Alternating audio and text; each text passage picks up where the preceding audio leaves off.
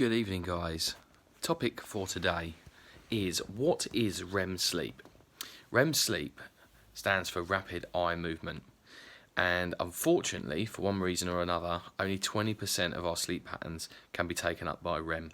It's exhausting for our body to do it.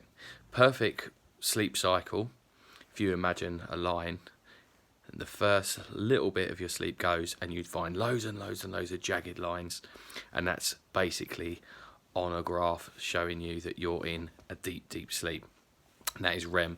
Then it'd have a break, and it maybe have a couple of other little pulses of REM through the night, and then your body can do things like releasing hormones and doing all the other upkeep and in-house affairs that it needs to do to keep us alive.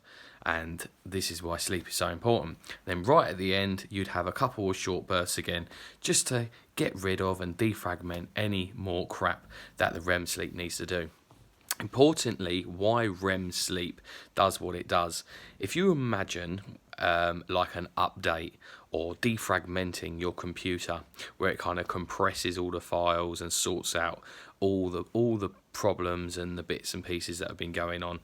This is what our brains do in REM sleep.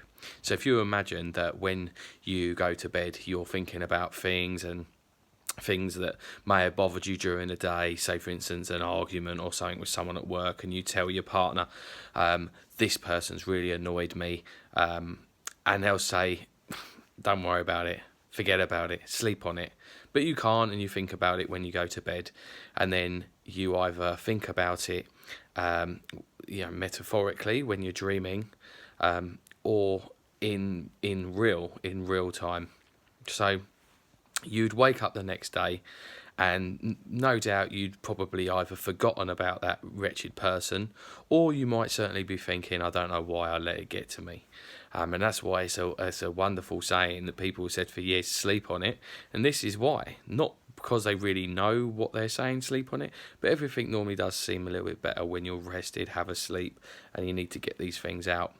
And that's because of what the power of REM sleep is. Because any anxiety and depression and negativity is all stored in our brains in what we call in therapy terms as a stress bucket. And sometimes that stress bucket will overflow. And then that means you'll know that it's that happening because you'll spend less time, you'll want to spend more time in REM, but you can't because it's exhausted, and your body will actually wake you up. And you know it's this that's waking you up because you often wake up feeling miserable, you're wide awake, and you can't get back to sleep again.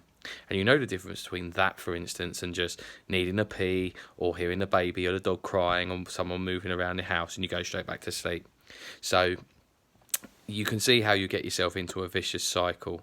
And there is a way of getting yourself out of that vicious cycle.